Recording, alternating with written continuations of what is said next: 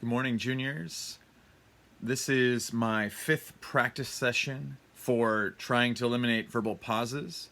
I do find that during this time of DLDs and a lot of alone time, it can be valuable to practice a skill. And I'm sure that many of you are happy to hear that I just did it right there, that my skill I want to practice during this time is to eliminate verbal pauses and then to eventually pause at the appropriate times. For instance, at the end of a comma, at the end of a phrase with a comma, and at the end of sentences.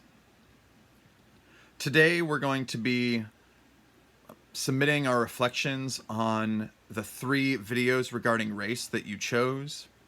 I chose these 6 videos to illustrate a lot of the variety of experience, not intending any of these videos to be representative of an entire group's perspective, but to give some insight into the experience, the memory of particular people.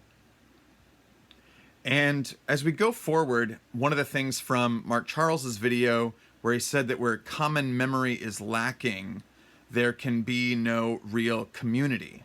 And so one of the things we're going to be practicing here is common memory. When I think about how to really engage with race, and I wouldn't consider myself an expert by any means, I see common or shared memory as the key, that I need to be open to both sharing and there was one, and being shared with. And also I need to have a real open eyes regarding memory.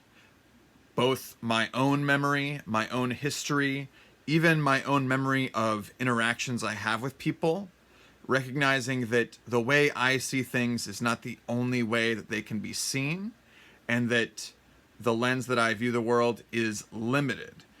It doesn't mean that it doesn't have value, but it doesn't mean that it is objective, that my understanding of things is the objective reality. And so as we go into this, obviously this isn't a perfect way of putting things on discussion boards. One benefit of it is that you get to really think about what you're going to write, but it doesn't have that connection, that sharing that we honestly would want to have in a discussion like this.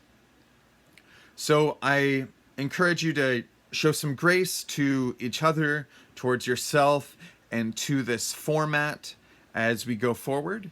And I thank you for listening, and I hope that you are counting the verbal pauses. I'm going to be doing a few of these videos. Not all of them will be published, but hopefully I'll get better at this. And then eventually I'll work at getting rid of the monotone as well. That's my 3rd goal after I master getting rid of verbal pauses and then pausing at appropriate times. Regardless, I hope you're having a great day and a great Holy Week, and thank you for listening.